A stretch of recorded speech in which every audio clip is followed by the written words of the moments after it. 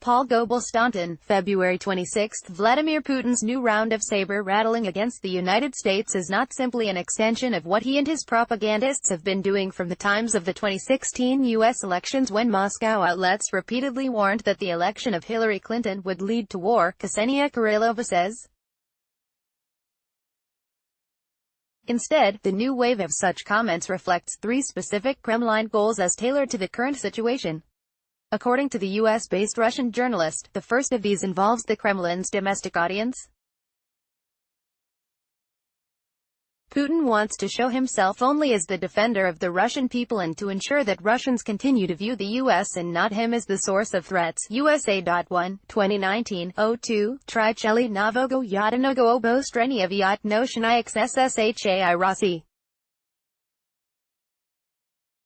Second, Putin wants to create the illusion of confrontation between Russia and the US, that is useful to both him and to Trump. For Putin, it becomes the ideal justification for a renewal of an arms race and the placement of rockets targeted on Europe.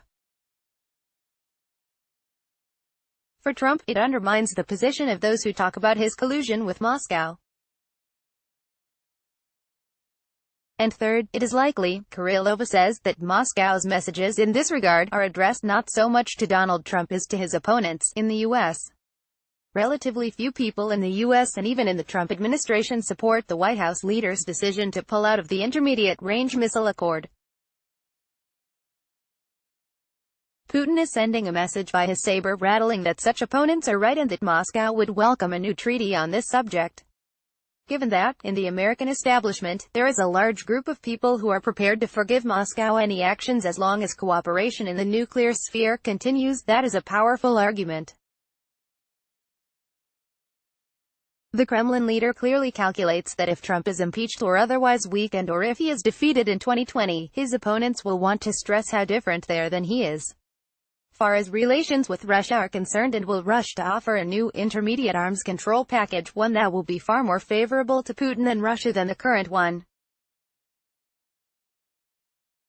Because of that possibility or even likelihood, Kirillova says, Putin's words about the use of nuclear weapons are even more dangerous, not because they necessarily point to war but rather because they open the way for Russia in that not distant future to escape from its current isolation and project even more power in Europe and the West.